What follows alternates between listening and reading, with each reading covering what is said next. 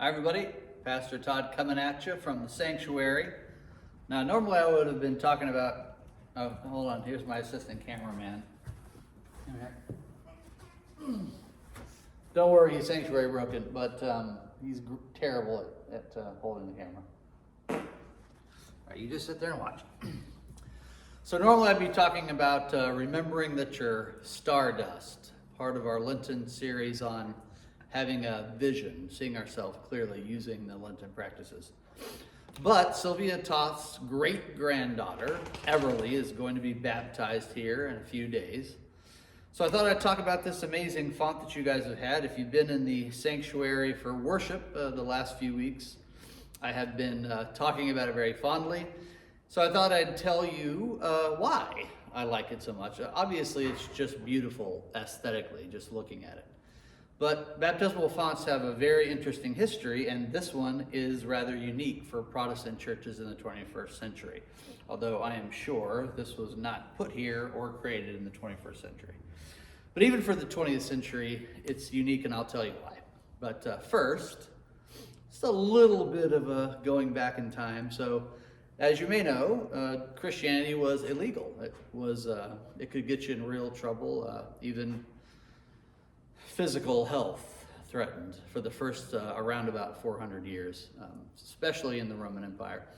So the first baptismal pools or fonts or locations specifically for baptism were in catacombs around Rome, and then branching out into other parts of what is now called Italy. So down in the catacombs, they would dig it out. It would naturally fill with water, being underground. And because almost every Christian at that time was converted from something else, from a Roman religion or a pagan, so they were adults, and they would, immerse themselves in the water and come out clean spiritually and renewed and transformed, commemorating, of course, Jesus' baptism in the Jordan, the newness of being resurrected with Christ and our relationship with God through Jesus Christ. So as time progressed, around the 4th century, it became not only legal in the Roman Empire, but the officially sanctioned religion of the Roman Empire. So they were able to come up from underground and have their own sanctuaries and churches.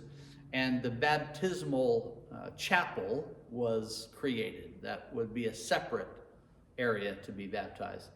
And then, as years progressed, Christians were born Christians. They were the children, the infants of Christians already. So Augustine, whichever you want to pronounce it, wrote about the soul, the state of the soul of children, and such that they felt that it was important to baptize infants as soon as they could, that newness of the soul.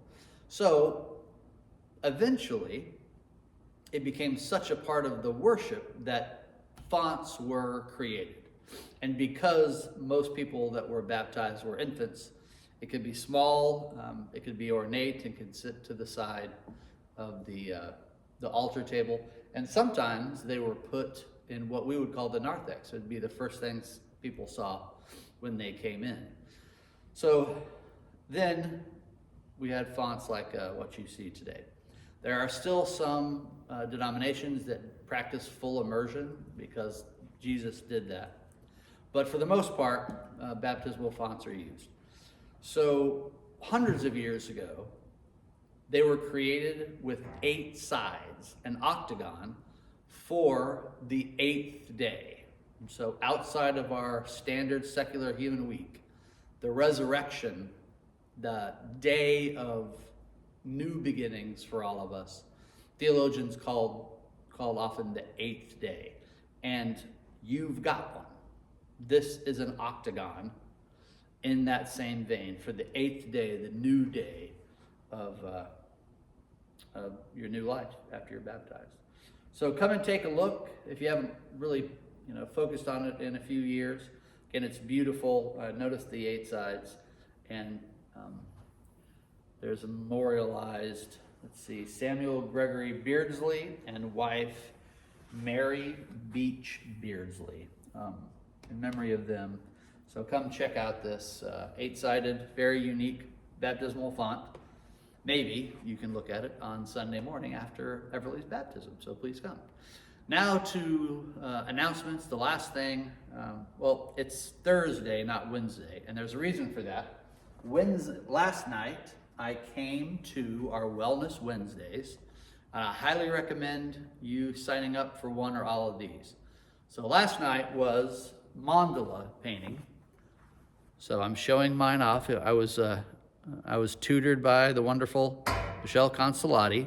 We all made one, and this represents the structure, the order of the universe, and creating one is very relaxing.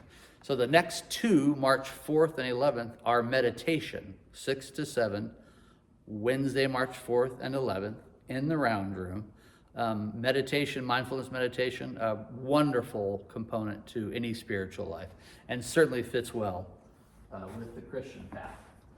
So that's one announcement. Pastor Plunge coming up. Let me get back here so you can see me. Remember, you're on my team now, not Pastor Tim's team. He's bringing a team of 8 or more from Masonicare.